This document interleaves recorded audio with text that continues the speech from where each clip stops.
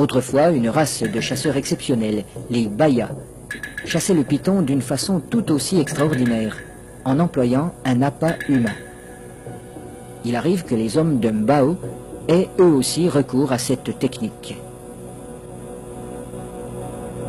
Naina, le chef pisteur, va introduire une jambe dans le terrier et la fera avaler volontairement par le python.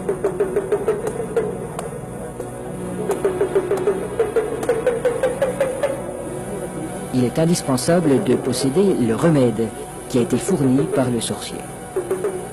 Cette mystérieuse préparation, à base d'herbes et de racines écrasées, n'a pas qu'un effet psychologique. Elle a le pouvoir d'attirer le serpent tout en protégeant la jambe du pisteur. Le remède agit encore comme un lubrifiant. En imprégnant un tissu qui entoure la jambe, il facilite sa pénétration dans la gueule du reptile.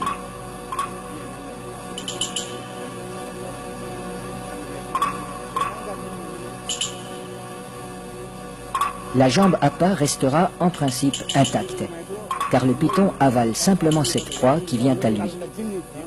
À peine sera-t-elle attaquée superficiellement par les sucs digestifs.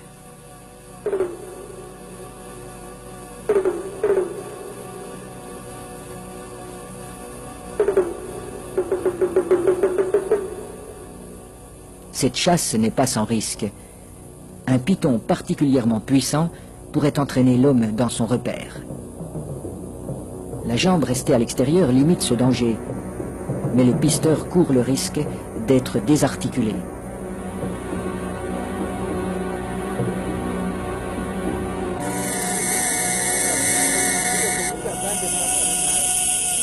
Pour rendre l'attente moins pénible, mais aussi faciliter le glissement des corps de l'homme et de l'animal, on place des feuilles fraîches sous le pisteur.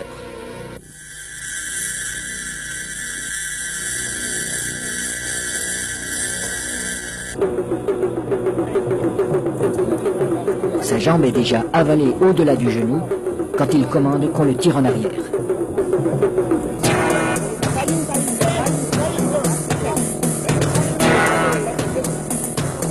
Refusant de laisser échapper sa proie, le python apparaît. Les aides tirent de façon irrégulière. Il secoue le python pour l'empêcher de trouver un point d'appui.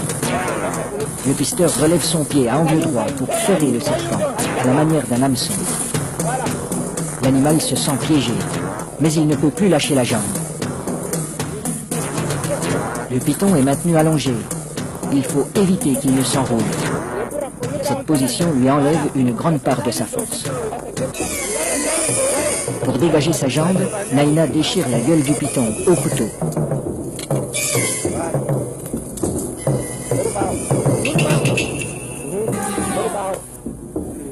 Puis, il lui tranche la tête.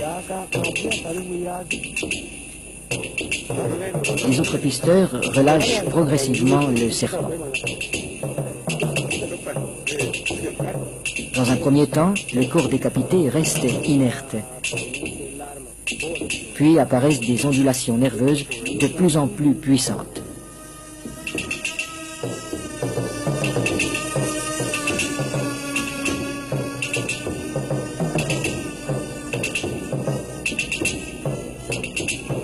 Il bougera ainsi pendant près d'une heure, prenant presque des positions d'attaque comme s'il cherchait toujours, au-delà de la mort, à menacer ses assaillants.